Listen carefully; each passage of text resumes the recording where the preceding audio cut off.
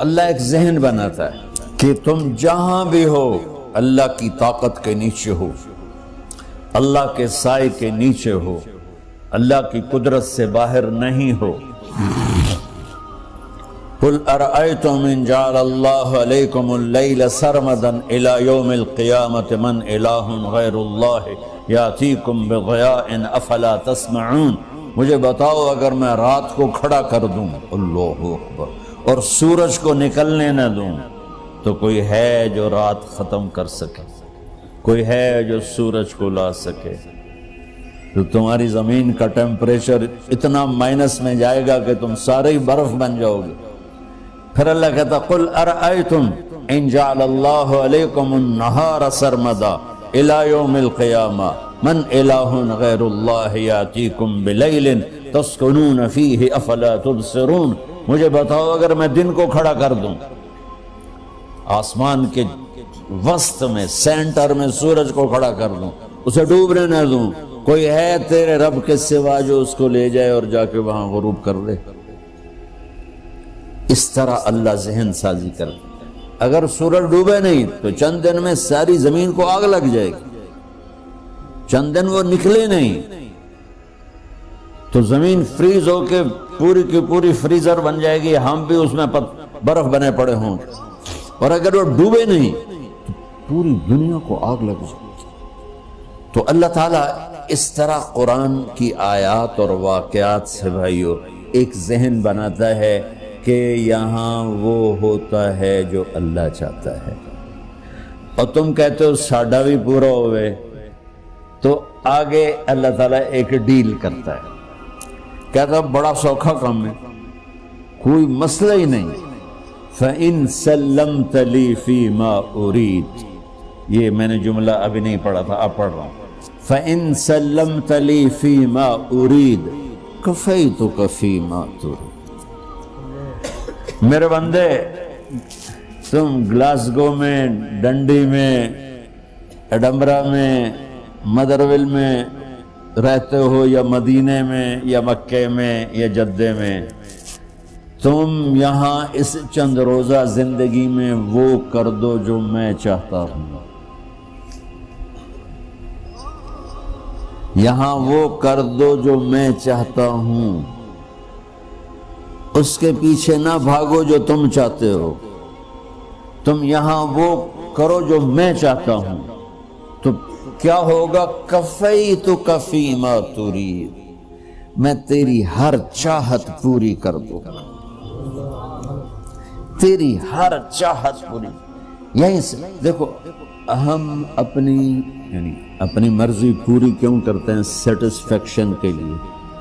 اور آج جیسی دنیا ڈپریشن کا شکار ہے کبھی نہیں ہوئی۔ ساری دنیا میں جو دوا سب سے زیادہ بک رہی ہے وہ ڈپریشن کی، پوری دنیا،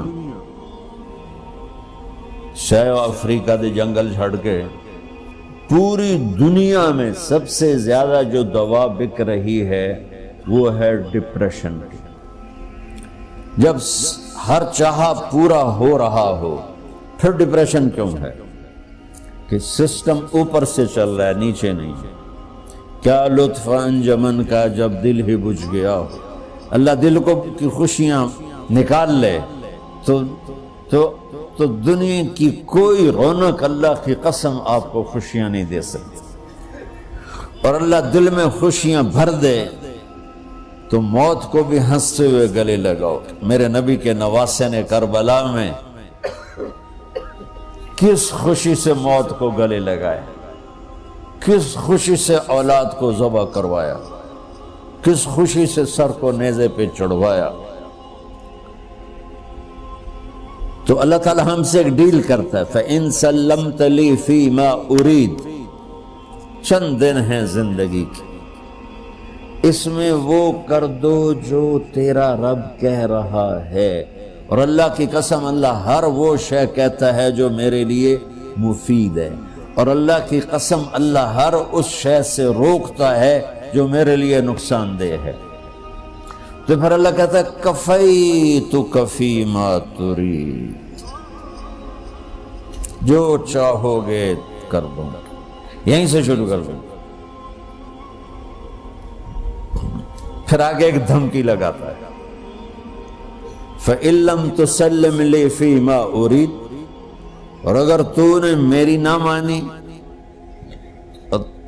تو نے کہا ساری ملاؤں کی باتیں ہیں، اور تو اپنی مرضی پہ چلا، تو پھر میری بات یاد رکھ، یہ چیلنج ہے تیرے رب کا، أَتْعَبْتُكَ فِي مَا تُرِيدُ وَلَا يَكُونُ إِلَّا مَا أُرِيدُ، میں تمہیں تیری زندگی میں تھکا دوں گا.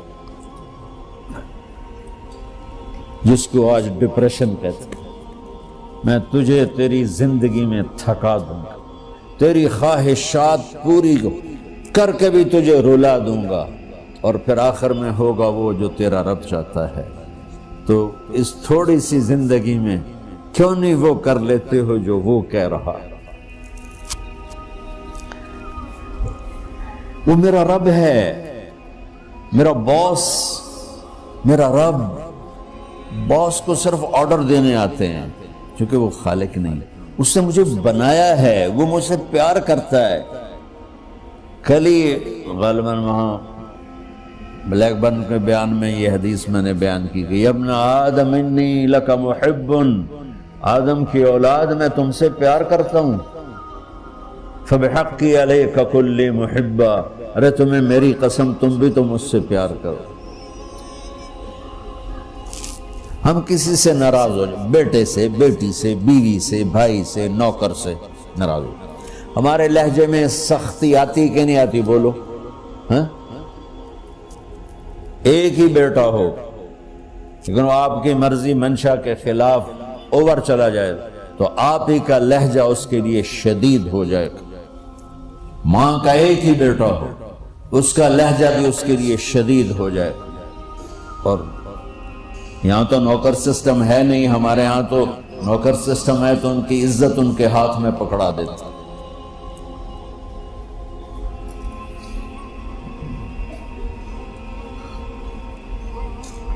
اللہ ہمارے ساتھ کیسے بات کرتا ہے؟ کس سے؟ نافرمانوں سے. جس آدمی کے پاس پاور ہے اور اس کے نیچے کچھ لوگ ہیں، جب اسے اپنے لوگوں میں کمی نظر آئے گی اور غلط کام کرتا دیکھیں گے، وہ ضرور روڈ ہو جائیں گے. 100 باری سمجھایا پھر انہیں کرن بہ جان دے، شرم کرو، کچھ مفتی روٹیاں کھان دے، مفتی تنخواہ لین دے. یہ پوری دنیا میں یہی ہو رہا ہے. تھوڑے سے میں نے پنجابی لہجہ اختیار کر دیا، یہاں تھوڑا سا انگریزی میں مہذب طریقے سے ڈانٹ ڈپٹ ہو جاتی ہوگی، لیکن یہ نیچر ہے. میں قربان جاؤں، یہ سارا قرآن بھرا پڑا ہے. صرف ایک آیت آپ کو بتاتا ہوں، کیا اس کے بعد حق بنتا ہے کہ ہم اس کی نافرمانی کریں؟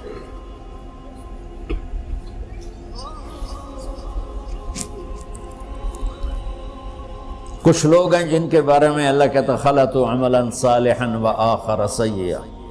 میرے کچھ بندے ایسے ہیں کبھی نیکی بھی کر لیتے ہیں، کبھی گناہ بھی کر لیتے ہیں. یہ اللہ تعالیٰ قرآن میں خود بتا رہا ہے کہ میرے کچھ بندے ایسے ہیں، کبھی بڑے نمازی بن جاتے ہیں، کبھی مسجد کا راستہ ہی بھول جاتے ہیں. اور کچھ بندے ایسے ہیں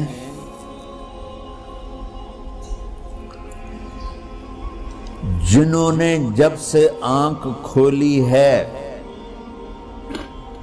اس دن سے لے کر آج تک ایک کام اللہ کو راضی کرنے والا نہیں کیا. ایسوں سے بھی دنیا بھری پڑی ہے.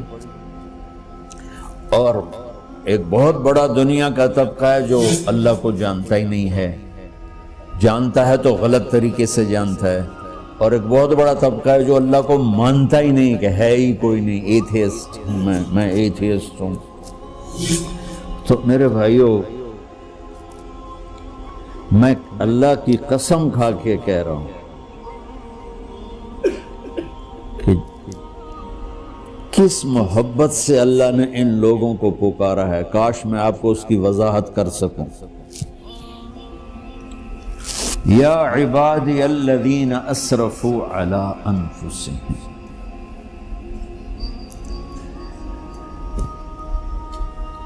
مجھے اپنے بیٹے پر بھی غصہ آتا ہے تو میں کہتا نکل جا، تو میری اولاد ہی نہیں ہے۔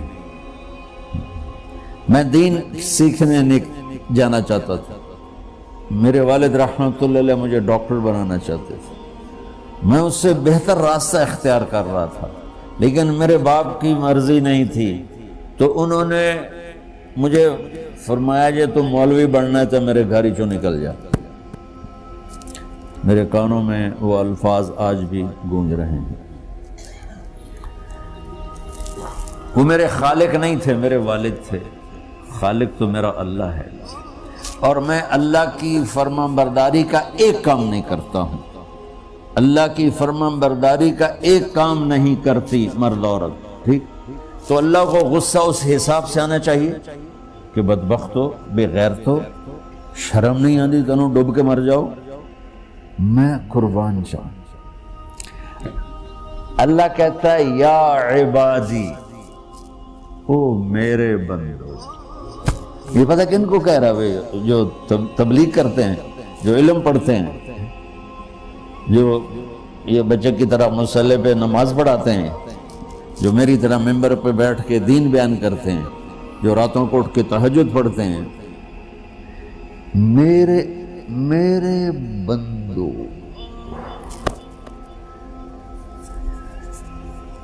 آپ نے دیکھا وہ شہد ایک دھار بناتا ہے، ٹپکتا ہوا نیچے آتا ہے نا۔ اللہ کی قسم اس آیت سے اللہ کی محبت کا شہد یوں نکلتا نظر آتا ہے۔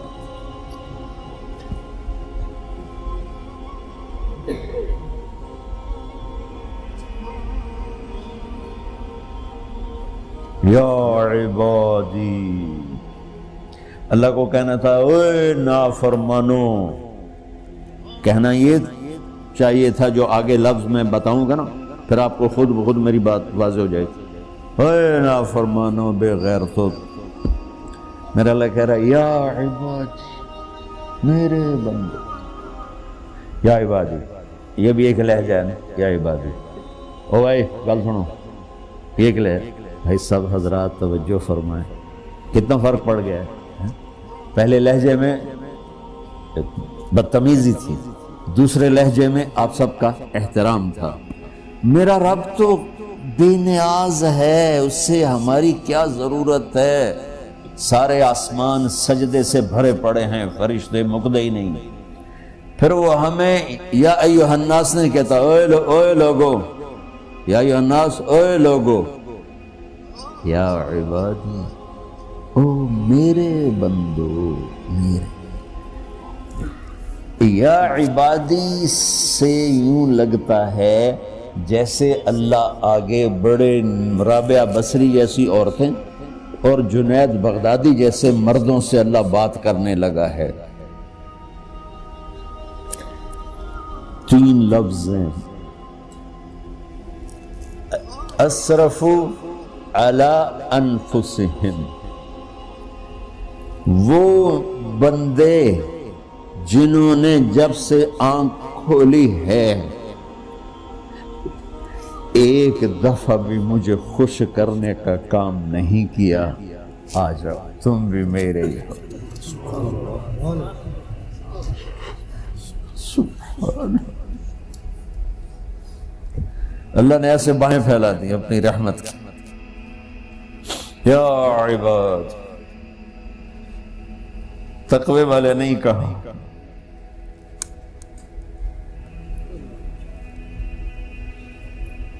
روزے والے نہیں کہا، پردے والی عورتوں کو نہیں کہا، حلال کمانے والے، تہجد پڑھنے والے، علم پڑھنے والے۔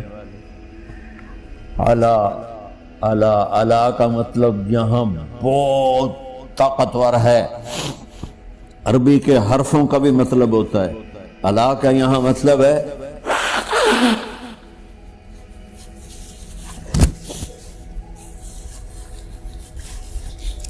آپ نے اس ممبر کو کور کیا ہوا ہے کپڑے کے ساتھ، کہیں سے نظر آ رہا ہے؟ بولو، کہیں سے نظر آ رہا؟ اس کو اعلیٰ کہتے ہیں۔ اللہ کیا کہہ رہا ہے کہ جنہوں نے اتنے گناہ کیے ہیں کہ ان کا جسم گناہوں میں ڈوب گیا ہے، وہ نظر ہی نہیں آتا، صرف اوپر گناہ ہی گناہ نظر آ رہا ہے، نافرمانیاں نظر آ رہی ہیں، ان کا اپنا وجود اس میں نظر ہی نہیں آ رہا۔ اللہ کہہ رہا ہے یا عبادی، اور تسی بھی میرے ہی ہو، آ جاؤ آ جاؤ۔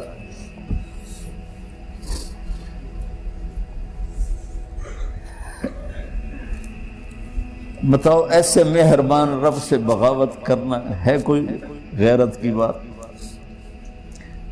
چند روزہ زندگی کے پیچھے، چند ٹکوں کے پیچھے، چند پیسوں کے پیچھے، یا عبادی یا عبادی، اوہ